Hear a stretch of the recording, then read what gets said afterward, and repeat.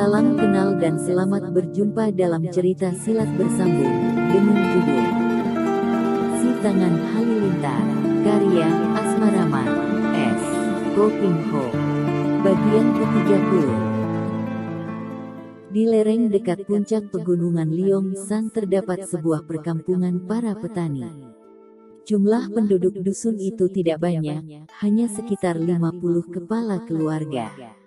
Di antara rumah-rumah di dusun dekat puncak ini, terdapat sebuah rumah besar, paling besar di antara rumah-rumah di situ. Inilah rumah Li Bun si muka tengkorak, orang yang termuda dari Cheongyang Motai Hiap yang berusia sekitar 52 tahun. Dia tidak pernah menikah dan hidup sebagai seorang pertapa di dusun dekat puncak itu. Seperti kita ketahui, orang pertama dan kedua dari Cheongyang Motai Hiap, 5 pendekar besar Cheongyang telah tewas bersama istri mereka di Shou Chiu diserbu pasukan. 3 orang anggota Cheongyang Motai Hiap yang lain, yaitu orang ketiga Chiang Hok Sen berusia 57 tahun juga tidak berkeluarga, dan orang keempat Bei Kam berusia 55 tahun bersama istrinya dan putrinya Bei Siu Chen berusia 20 tahun, dan orang kelima Li Bun dapat lolos dari sergapan pasukan pemerintah. Mereka semua lalu melarikan diri ke Liongsan dan kini tinggal bersama di rumah si muka tengkorak Li Bun. Mereka pergi dan bersembunyi di tempat ini karena mereka menjadi orang buruan pemerintah. Bersama mereka ikut pula Song Chin, pemuda berusia 22 tahun, putra mendiang Kiam Sian Song Kui. Seperti kita ketahui, Bei Siu Chen yang berusia 20 tahun, tadinya sudah ditunangkan dengan Song Chun, kakak Song Chin. Tetapi ketika melihat Song Chun membuntungi lengan Xiao Beng, hati Bei Siu Chen memberontak dan ia menjadi benci kepada Song Chun yang dianggapnya curang, pengecut dan kejam, dan ia menyatakan putus hubungan dengan Song Chun yang kemudian lari meninggalkan rombongan yang mengungsi ke Liongsan itu. 3 orang kakak beradik seperguruan ini hidup tenang di dekat puncak Liongsan itu. Mereka hidup sebagai petani, setiap hari bekerja di ladang, mandi sinar matahari dan menghirup udara sejuk dan jernih, menikmati kehidupan yang serba tenang, tentram, di mana tidak terdapat masalah, tidak terdapat kekerasan dan permusuhan, seperti yang pernah mereka alami ketika mereka hidup di dunia Kang Ou. Tetapi karena mereka pendekar-pendekar yang tangguh, mereka tidak pernah dapat meninggalkan latihan ilmu silat yang sudah mendarah daging dalam diri mereka. Juga di tempat yang indah ini, Song Chin dan Bei Siu Chen setiap hari berlatih silat di bawah bimbingan 3 orang pendekar itu. Tidak keliru pendapat orang-orang tua, bahwa cinta kasih tumbuh dari pergaulan yang erat. Demikian pula dengan Bei Siu Chen dan Song Chin. Bagi Song Chin, memang sejak dulu ia menaruh hati kepada Siu Chen.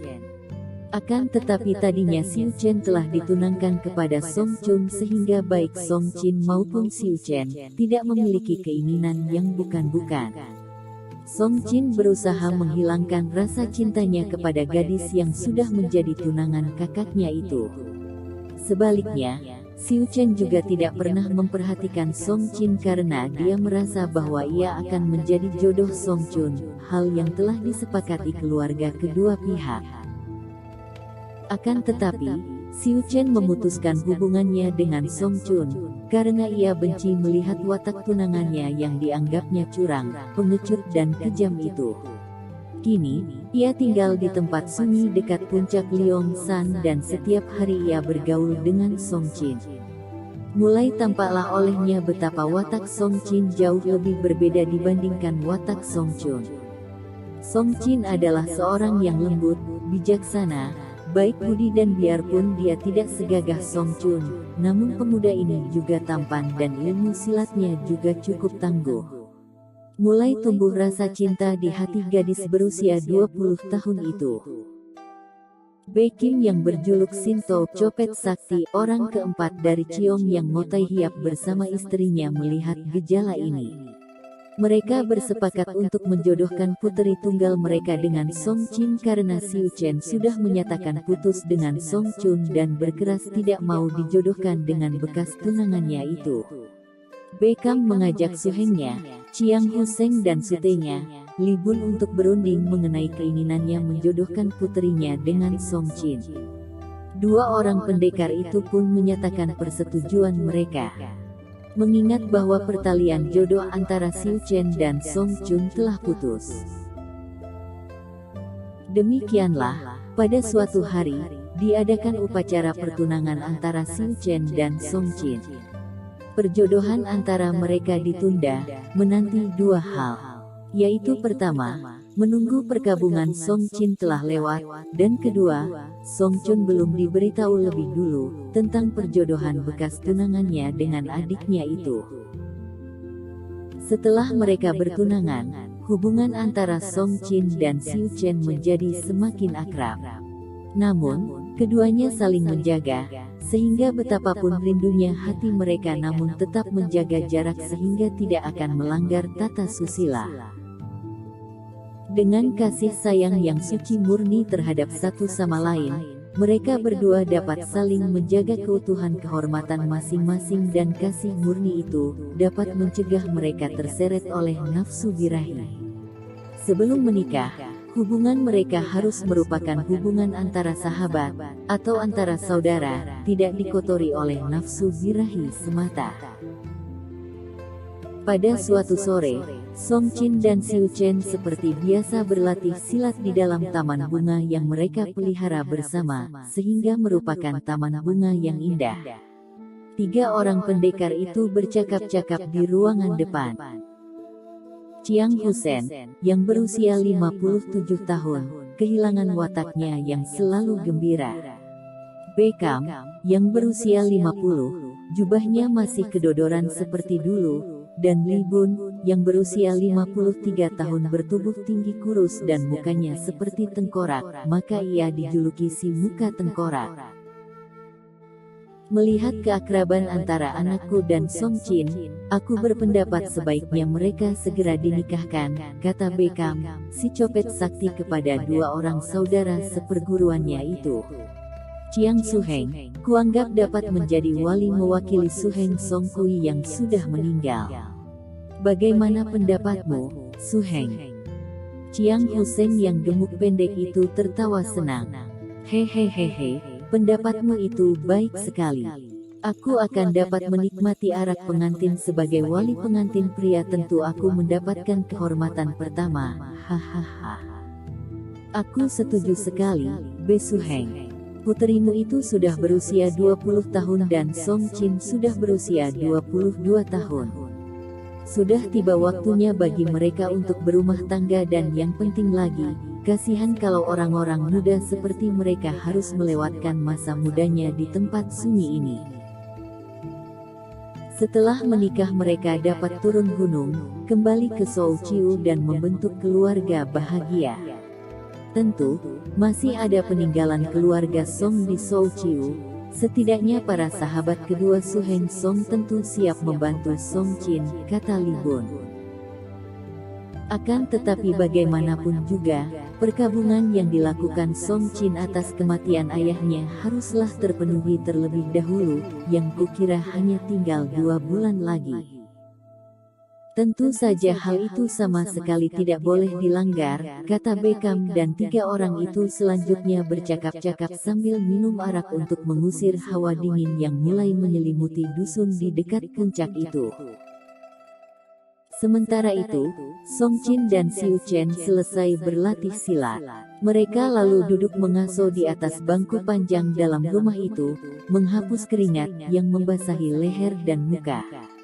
Wajah Xiu Chen tampak segar kemerahan dan rambutnya agak kusut, namun semua itu menambah kecantikannya, sehingga Song Jin yang duduk di sebelahnya memandang dengan terpesona.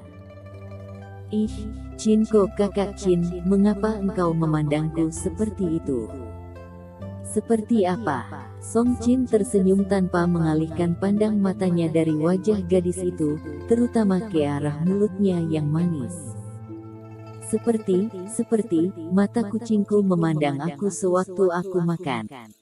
Wah, memangnya aku ini kucing dan engkau. Keduanya tertawa geli dan gembira. Katakan terus terang Cinko, apa saja yang kau lihat kalau engkau memandang aku seperti itu? Di antara kita harus jujur terbuka, dan tidak ada yang menyimpan rahasia bukan?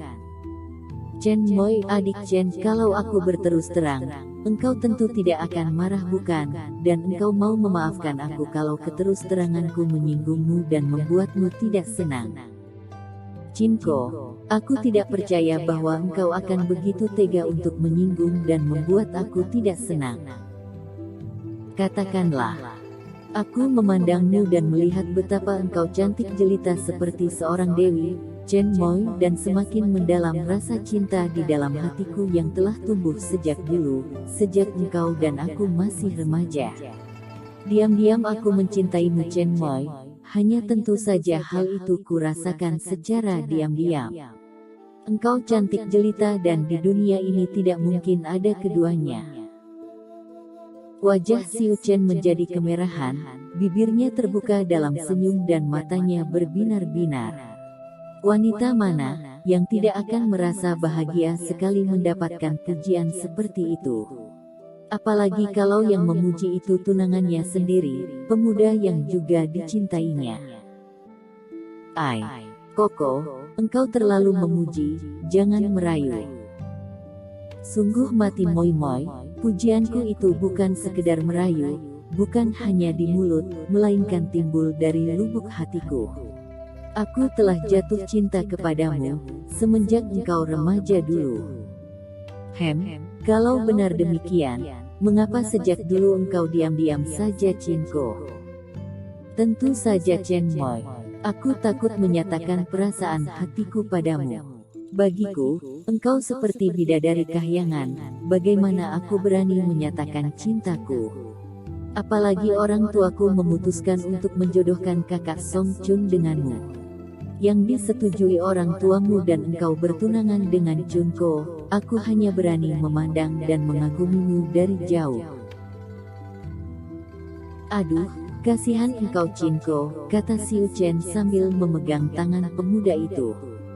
Jari-jari tangan mereka saling menggenggam dan meremas. Selama ini, mereka hanya berani menyatakan cinta dan kemesraan dengan saling mempertemukan jari-jari tangan mereka.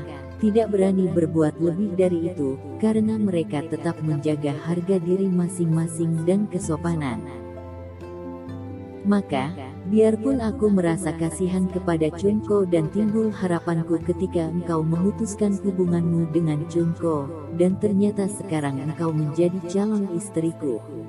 Cheng Moi, apakah sebelum ini engkau tidak sedikit pun pernah memandang dan memikirkan diriku? Xiu Chen tersenyum. Jangan kecewa kalau aku bicara terus terang, Cinko. Tidak, aku bahkan akan merasa senang kalau engkau bicara terus terang Chen Moi. Begini, ketika remaja dulu, aku menganggap engkau dan Junko hanya sebagai saudara-saudara seperguruan, sama-sama keturunan anggota Ciong yang Ngotai Hiap. Terus terang saja aku merasa kagum kepadamu dan juga kepada Junko. Sama sekali belum ada perasaan cinta dalam hatiku, bahkan aku tidak mengerti dan apa dan bagaimana perasaan cinta itu. Kemudian, engkau tahu bahwa orang tuamu dan orang tuaku menyetujui untuk menjodohkan aku dengan Junko. Aku tak berani menolak dan setuju saja, apalagi aku melihat bahwa Junko adalah seorang pemuda yang baik dan gagah perkasa. Dan tentu saja sebagai tunangan, aku mencoba untuk menumbuhkan cinta kepada calon suamiku itu dan aku tidak berani memandang pria lain, termasuk engkau yang kuanggap sebagai calon adikku. Tetapi, lalu terjadi peristiwa yang menjijikkan itu. Ketika melihat Junko bertindak begitu curang dan kejam terhadap Lau Beng, aku menjadi muak dan timbul kebencian di hatiku. Aku tidak sudi menjadi istri seorang laki-laki securang dan sekejam itu, maka kau langsung memutuskan hubungan. Nah, setelah kita tinggal di sini dan aku mengenalmu lebih baik, Xiu Chen tidak melanjutkan ucapannya, menundukkan muka dengan malu-malu. Lalu bagaimana, Moi Moi? Lanjutkanlah dan katakan saja terus terang. Lalu orang tuaku menjodohkan denganmu dan aku. Aku setuju. Kalau begitu engkau menjadi calon istriku karena hendak mentaati orang tua saja. Sebetulnya tidak ada perasaan apapun dalam hatimu terhadap diriku. Tidak ada rasa cinta, seperti aku mencintaimu. Hush. Xiu Chen menggerakkan tangan dan jari-jari tangannya menutup mulut Song Qin. Jangan berkata begitu, Qin Ko. Katakanlah bahwa engkau juga mencintaiku, Chen Moi. Mengapa engkau belum juga percaya kepadaku? Apakah sikapku selama ini masih kurang meyakinkan? Baiklah, kalau engkau menghendaki Qin Ko, aku cinta kepadamu. Nah, puaskah engkau? Kalau aku tak mencintaimu, apa kau kira aku mau dijodohkan denganmu? Chen Moi. Saking girang hatinya, Song Qin merangkul. Akan tetapi Xiu Chen menghindar dan menggeser duduknya, menangkap kedua tangan pemuda itu sehingga tentu saja Song Qin tidak dapat merangkulnya. Chen Moi, mengapa engkau menolak? Kita saling mencinta, bahkan kita sudah bertunangan. Mengapa engkau selalu menghindar apabila aku hendak memelukmu? Bukankah hal itu hanya merupakan pelepasan rasa rindu dan cinta kita? Engkau benar, Qin Ko. Tapi bagaimanapun juga, kita ini terkurung oleh tata susila yang sudah diterima masyarakat sehingga tidak dapat bebas begitu saja melakukan apa yang kita rasakan. Biarpun kita menganggap hal itu tidak apa-apa dan pantas, namun karena telah menjadi hukum yang diterima masyarakat bahwa itu tidak benar, terpaksa kita juga harus menyesuaikan diri. Maka, kita harus mampu menahan dorongan hati kita sendiri, Qin Ko. Song Qin menghela napas panjang dan dia menggunakan jari-jari tangannya untuk membelai tangan tunangannya. Aku tahu mengapa cumbu dan belayan antara dua orang yang belum menikah dianggap tidak pantas, Chen Moi. Memang harus diakui bahwa perbuatan itu mendatangkan rangsangan birahi dan kalau batin tidak kuat, dapat menjurus ke arah pada hal-hal yang melanggar kesusilaan. Baiklah, aku tidak kecewa, bahkan bangga sekali bahwa engkau dapat mengendalikan diri, dan maafkan aku tadi yang menuntut lebih daripada apa yang sepantasnya kau lakukan. Aku girang engkau dapat mengerti, Qin Ko. Mari, kita pergi mandi. Sebentar lagi aku harus membantu di dapur menyiapkan makan malam. Dua orang ini lalu bergandengan tangan meninggalkan taman dan memasuki rumah melalui pintu belakang. Mereka sama sekali tidak mengetahui bahwa sejak tadi ada sepasang mata yang memandang mereka, dengan sinar mata berkilat penuh cemburu dan kemarahan. Malam itu gelap sekali. Hujan yang turun membuat udara menjadi sangat dingin, sehingga semua orang yang tinggal di dusun-dusun di sekitar pegunungan Liongsan lebih suka mengurung diri dalam kamar yang lebih hangat. Juga semua penghuni rumah Li Bun lebih suka berada dalam kamar masing-masing setelah mereka makan malam. Mereka semua merasa tenang dan tentram, karena mereka yakin bahwa tidak ada seorang pun yang akan berani mengganggu rumah tempat tinggal mereka, rumah yang cukup besar dengan pekarangan dan taman yang luas. Pemilik rumah itu adalah Li Bun, orang kelima dari Ciong yang Ngotai Hiap yang terkenal sebagai pendekar-pendekar lihai, dan juga sebagai patriot-patriot yang penuh semangat. Li Bun terkenal dengan pedang hitamnya dan ia tidak pernah berkeluarga, hidup sebatang kara sebagai seorang pertapa perantauan. Pada waktu itu, setelah perjuangan mereka menentang pemerintah Manchu gagal, dan dua orang yang pertama dan kedua, kakak beradik Song, tewas oleh pasukan pemerintah penjajah Manchu, 3 orang sisa dari Ciong yang Ngotai Hiap berkumpul dan tinggal di dusun dekat puncak Liongsan untuk menghindarkan pengejaran pasukan kerajaan Manchu. Mereka semua tinggal mondok di rumah Li Bun yang besar. Selain tuan rumah Li Bun yang lihai, di situ tinggal pula Bekam, orang keempat dari Ngotai Hiap, 5 pendekar besar, yang dikenal sebagai Sinto, malaikat copet, juga memiliki ilmu kepandaian tinggi. Dia tinggal mondok bersama istri dan seorang puterinya, yaitu Be Siu Chen yang juga merupakan seorang gadis pendekar yang lihai. Terdapat pula di rumah itu Chiang Huseng, orang ketiga dari Ngotai Hiap yang mempunyai tingkat kepandaian lebih tinggi daripada Bekam atau Li Bun. Selain 4 orang lihai ini, di situ terdapat pula Song Chin, putra mendiang Song Quan yang berjuluk Kiam Sian, Dewa Pedang. Orang kedua dari 5 pendekar itu. Pemuda ini juga cukup lihai. 5 orang yang lihai ilmu silatnya tinggal di rumah besar itu. Siapakah yang akan berani mengganggu?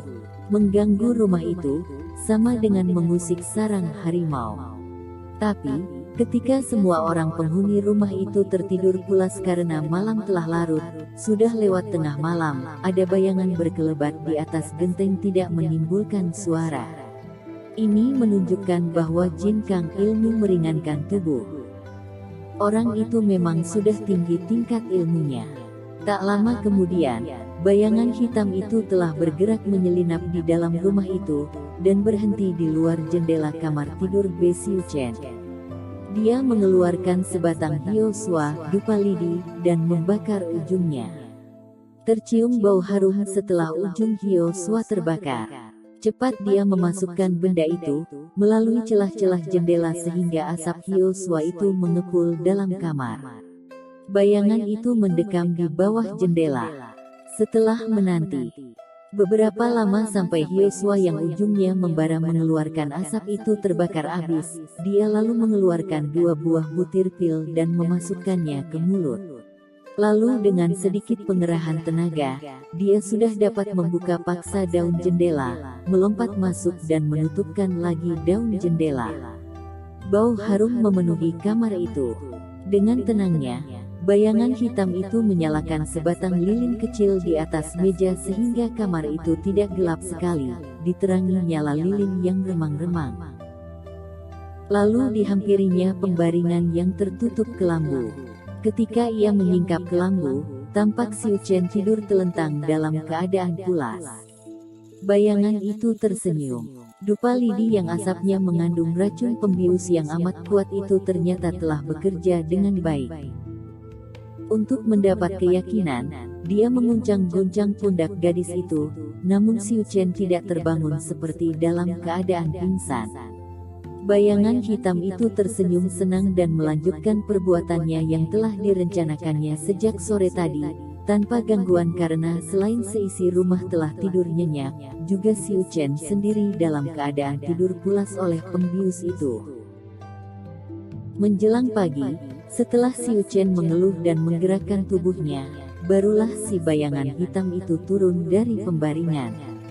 Siu Chen terkejut sekali. Nalurinya yang tajam tidak terpengaruh pembius lagi yang sudah mulai meninggalkannya. Ia tahu bahwa ada sesuatu yang tidak wajar terjadi. Ia cepat menyingkap kelambu dan melompat turun dari atas pembaringan.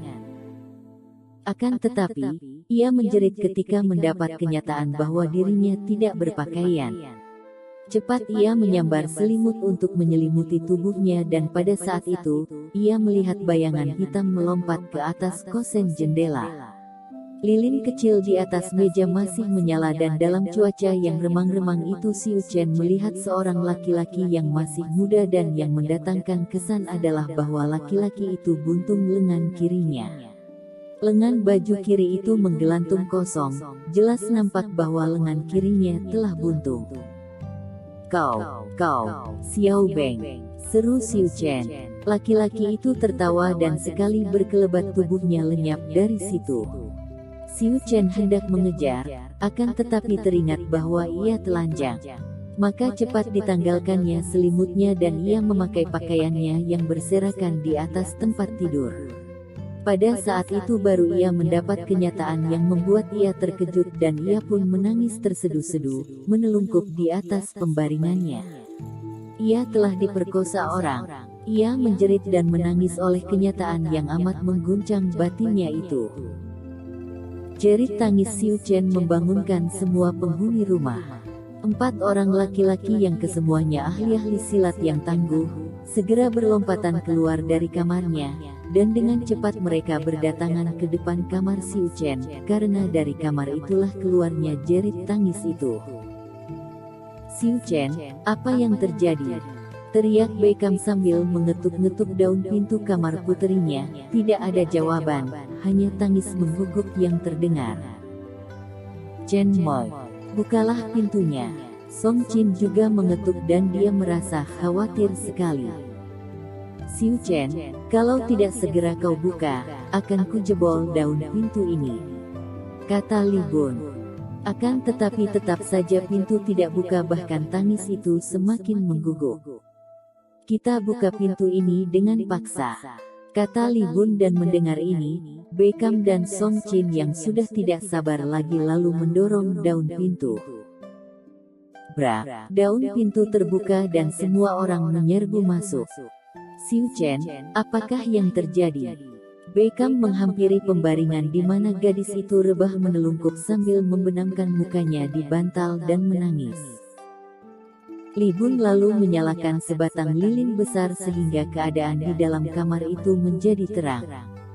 Kini semua orang melihat daun jendela yang terbuka, dan hidung mereka mencium bau harus yang ditinggalkan asap pembius yang sudah meninggalkan kamar itu. "Cheng Moi, mengapa engkau menangis?"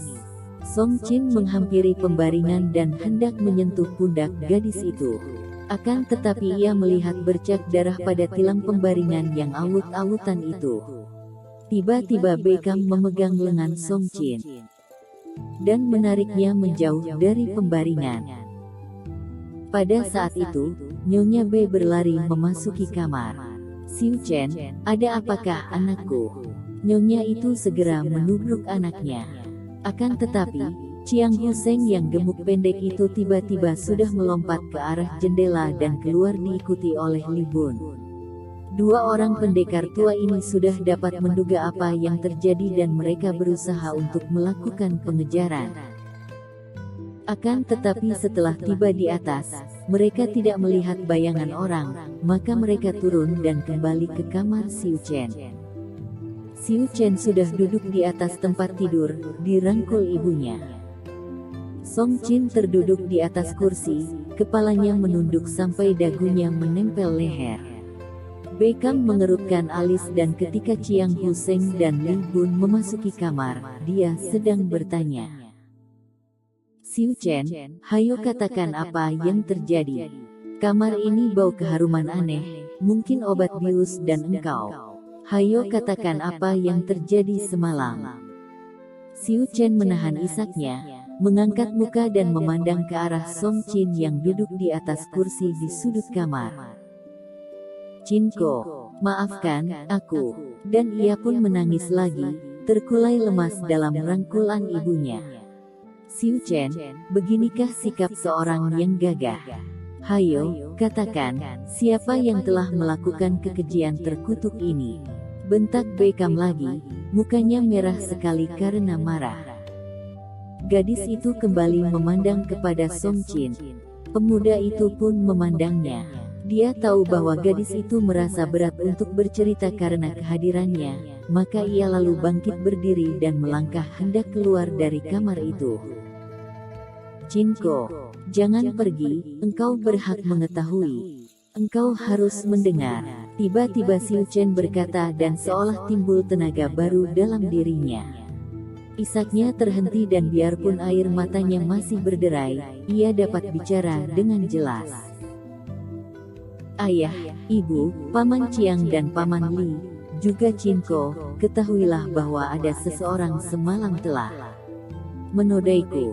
Dia memperkosaku selagi aku dalam keadaan terbius dan tidak ingat apa-apa." Semua orang tidak merasa kaget karena semua sudah menduga akan kejadian itu. "Kami tahu, akan tetapi siapa yang melakukan ini? Ceritakanlah." Beckham yang marah sekali membentak lagi. "Baru saja, ketika aku terbangun, Aku melihat bayangan melompat dan berdiri di kosen jendela itu. Dia tidak bicara, juga wajahnya tidak dapat kulihat jelas karena cuaca hanya remang-remang dan gelap, akan tetapi yang jelas sekali dia. Lengan kirinya buntung. Lau Beng, teriak Song Chin. Kepara, jahanam. Dia itu Lau Beng bukan? Tanya Beckham kepada puterinya. Aku pun mengira demikian dan kuteriaki nama Xiao Beng. Akan tetapi dia tidak menjawab dan melompat pergi.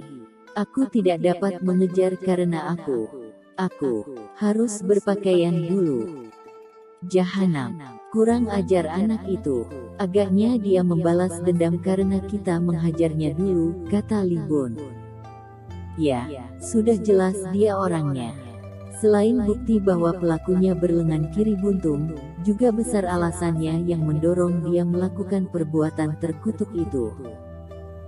Tentu dia membalas dendam karena lengannya juga dibuntungi, kata Chiang Huseng.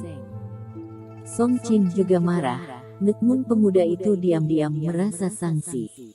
Akan tetapi para susiok paman guru, kalau benar Xiao Beng yang melakukan, mengapa ia membalas dendam kepada Chen Moi? Chen Moi tidak bersalah apapun terhadap dia. Orang yang sudah bergaul akrab dengan seorang puteri penjajah Manchu, mana mungkin pantang melakukan segala kejahatan. Tentu dia telah menjadi penjahat cabul pula dan dia hendak menghancurkan perasaan kita dengan perbuatannya terhadap Xiu Chen. Sementara itu, Xiu Chen sudah menangis lagi dalam rangkulan ibunya yang juga menangis. Kita harus bertindak, kita harus cari jahanam itu dan membunuhnya, kata Beckham sambil mengepal kedua tangannya. Tenanglah, Sute adik seperguruan, kita harus membicarakan hal ini dengan kepala dingin agar dapat diambil tindakan yang tepat.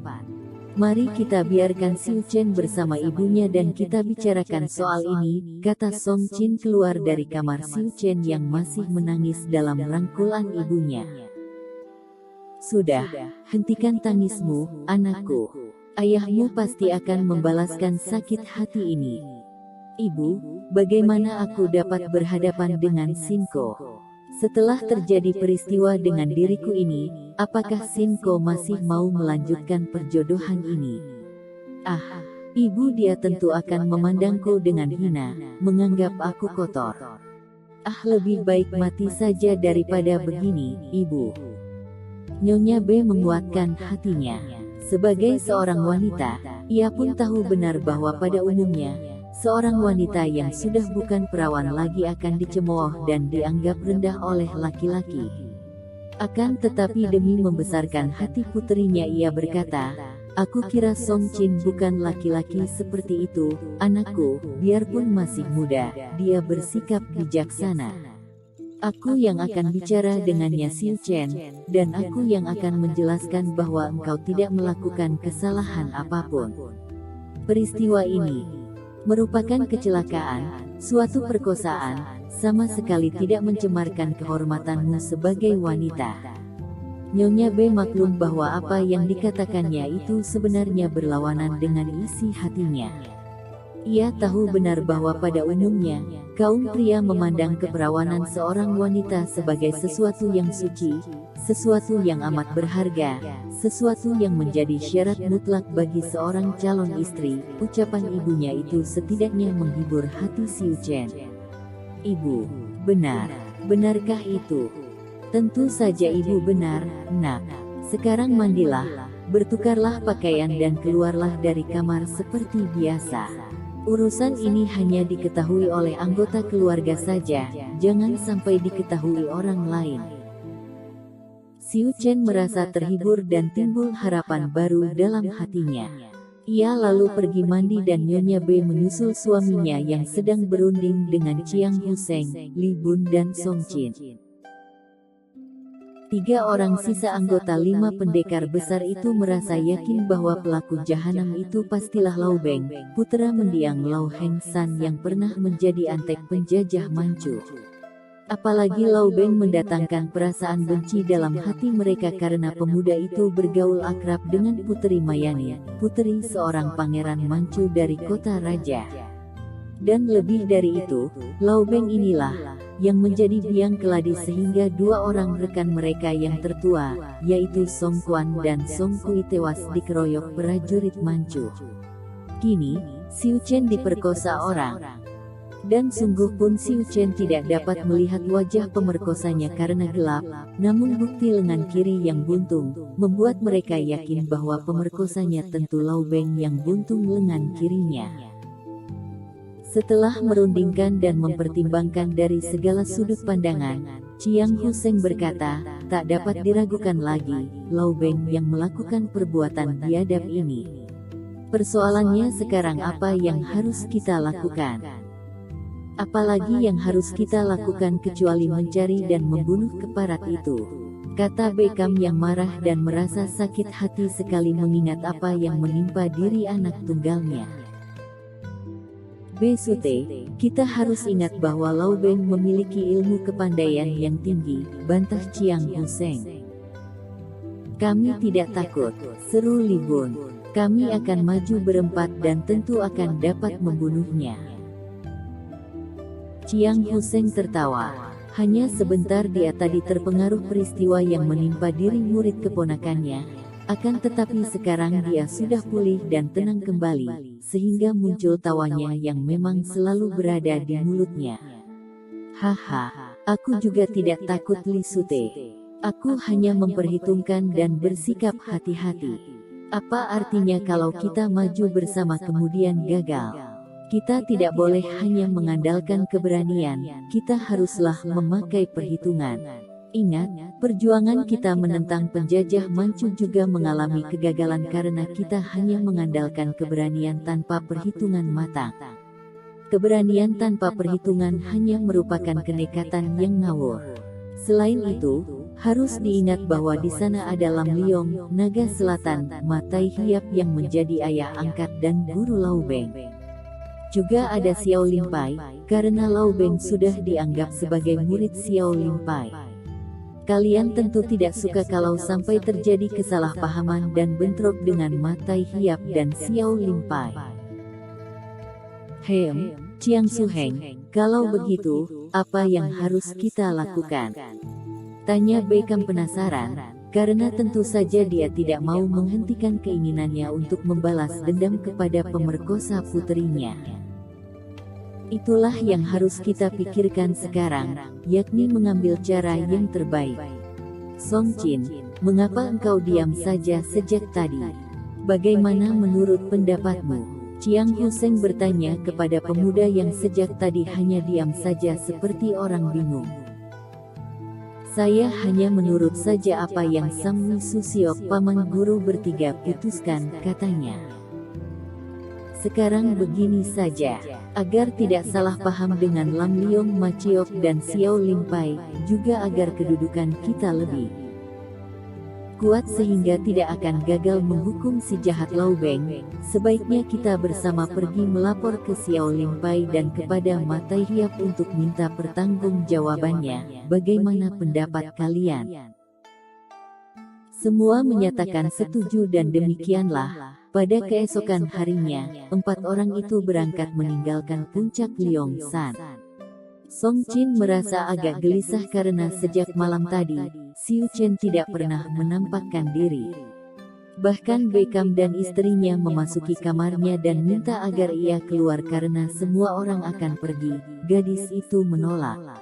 Ia hanya menggelengkan kepala dan mengerutkan alisnya. Ia tidak menangis lagi, akan tetapi wajahnya membayangkan kesedihan luar biasa. Melihat keadaan anaknya ini, Beckham hanya menghela napas panjang dan memesan kepada istrinya agar dapat menghibur anak mereka dan menjaga agar anak mereka tidak melakukan hal yang bukan-bukan, misalnya membunuh diri. Setelah mereka semua pergi, Xiu Chen didekati ibunya dan dihibur. Dengan suara gemetar ibunya berkata, "Xiu Chen, jangan engkau terlalu tenggelam ke dalam kesedihan. Ayahmu tadi khawatir kalau engkau mengambil keputusan pendek untuk membunuh diri. Jangan, anakku. Tidak, ibu. Aku tidak ingin mati sebelum melihat jahanam itu dihukum berat atas kekejiannya terhadap diriku. Kalau semua orang gagal menghukumnya, aku sendiri yang akan pergi mencari dan membalas dendam ini. Aku hanya bersedih membayangkan bagaimana sikap Chin Ko sekarang terhadap diriku. Tidak perlu disedihkan, Xiu Chen. Kalau dia mengubah sikapnya, di dunia ini bukan selebar telapak tangan. Kita anggap saja dia bukan jodohmu. Sebagai puteri pendekar yang gagah perkasa, engkau sama sekali tidak patut kalau berputus asa dan berkecil hati, kehilangan semangat. Nah, minumlah obat ini, sengaja kubuatkan untukmu.